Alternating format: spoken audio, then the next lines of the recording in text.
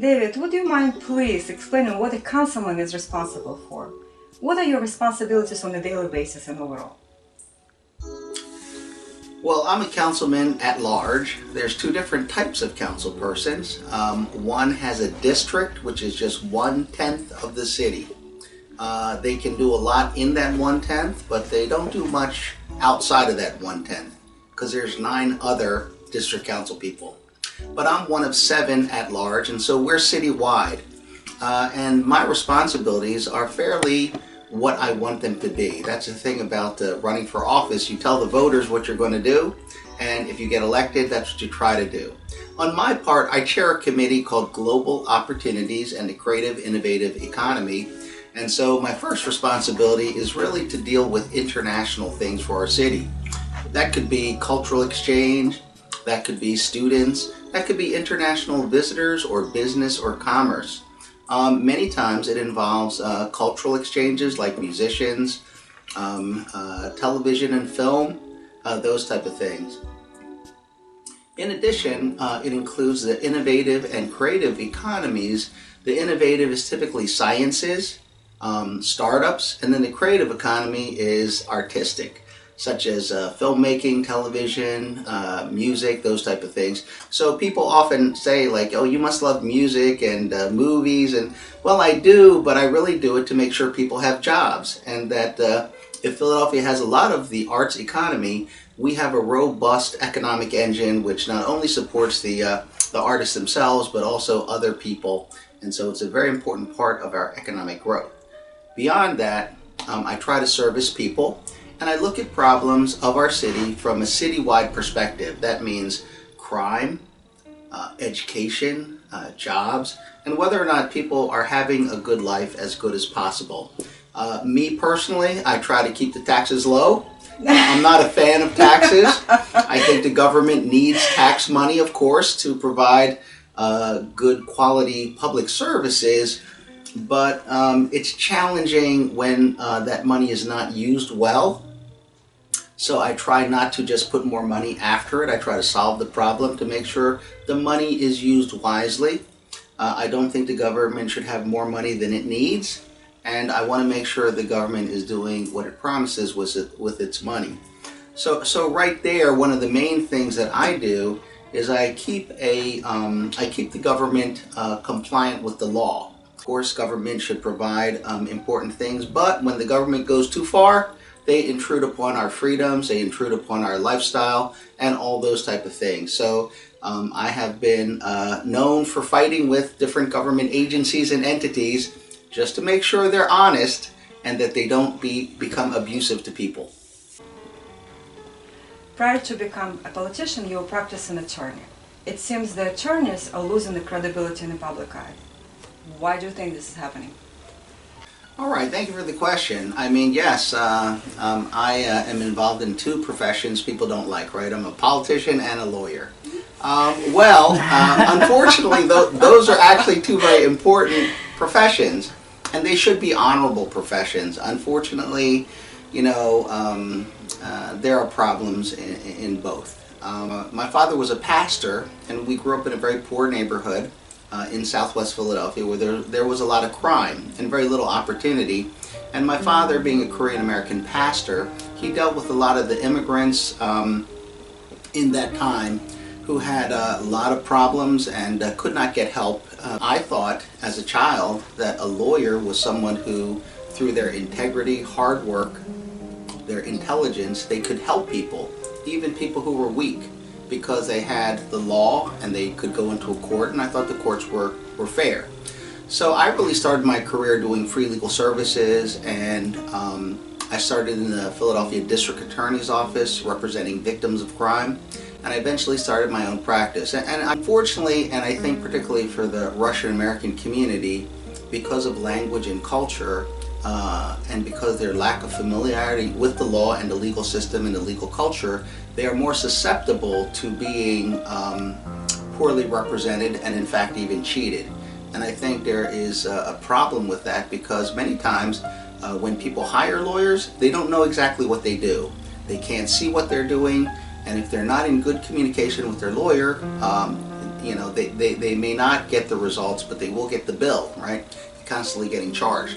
I think one of the things that's important for people to know is you cannot choose a lawyer based on how friendly they are. That they go to dinner with you or they have drinks with you or anything like that. You really have to choose a lawyer based on their resume, and just like not everybody does the same thing, whether it be a doctor, they don't all do one thing, or a contractor. You pick a lawyer based on their skill, their experience, and their ability, and then their reputation for being honest and fair. A lawyer should be someone who educates the client so that they can tell the lawyer what to do. I always give my clients, when I was practicing, what is the law, what are your choices, how long does it take, and how much does it cost. And then I try to communicate with them so they can tell me, do this, do that, don't do that. A lawyer should not make decisions for a client. A lawyer should always get instructions from the client, and the lawyer should always keep the client abreast of how the case is going, how much it costs, what the costs are, things like that. And they should always provide proof of how the case is going. People who are thinking, lawyers have a bad reputation, probably working with some lawyers that really don't do those type of things. What brought you to shift from law to politics? That's a good question. I was actually trying to be a very successful lawyer, and I didn't intend to go into politics. Quite frankly, I didn't think I could get elected. But one day my law firm was doing very poorly. I didn't know why, and usually I'll try to, get it back going, and it was just stuck. So when things kind of get stuck in my life, I introspect. I think about, hey, what have I done? Did I do something wrong? Did I do something I shouldn't have done? I'm a religious person, so I think about, like, what did I write wrong with God? And it occurred to me that I had been blessed with many good opportunities in my life in terms of coming from a poor neighborhood, not having much money. And what was I doing? I was building a law firm to really almost honor myself. We call it golden calf, right? It was the law firm David O. So I heard about riverboat gambling on the radio and how it was going to save Philadelphia, create all these jobs. And I thought, that's not true. That's just advertising for some people who are investing in riverboat gambling.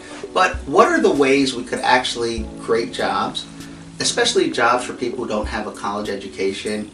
We have a lot of people who are gifted with language and culture and abilities, many people from overseas that have great opportunities to grow and prosper in our city.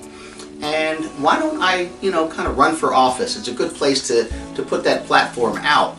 And in those days, and maybe even today, people who run for office, really short sound bites, a lot of slapping on the back, buy you a beer type of thing. And I'm the exact opposite, right? I'm more like a thinker, boring, look at a computer, I don't go to barbecues, I don't watch football, I don't do sports. But I wanted to talk about those policies and how to improve our city, and especially talking about like international commerce and things like that. And so I was very pro-immigrant, and then I went out and so I campaigned, and of course everybody said I wouldn't get more than 20,000 votes, and I had no support. And I'm a Republican, but I didn't have the support of the Republican Party. Of course, the Democrats weren't going to support me. So I ran hard and kind of by myself. Lost, of course, but I did very well. I got about 100,000 votes for about 4 years, and I ran again, and then I won on election day by just 7 votes. And then 4 years later, I ran again. Well, the thing of it is that as much good as I could do for a client, I couldn't solve a problem. It's kind of like there's a hole in the ground and people keep breaking their ankle. But as a politician or elected official, I could just fill the hole. And then the reality of it, I can't fill it by myself because we've got to fight with 16 other council people and the mayor, so you're in a fight.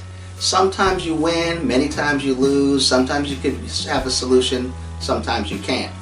But what I do think is that this is a much harder job than being a lawyer. I do think that. Any politician who gets elected, they do it the way they want to.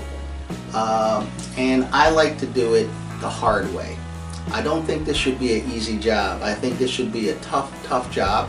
I took 2 days vacation this year. I took 2 days vacation last year. I'm with my family and kids on the weekend. But I work most weekends, most holidays I gotta work. I work early in the morning, late at night. So my family, my wife, my kids, they understand, so far understand that this is part of our family's choice. That with so many problems and so many people, depending upon a good government, that I should have fights, I should make enemies, shouldn't have all friends, not trying to be popular, but I should really fight for the people. And so this is where I've ended up, and so far I'm sticking with it.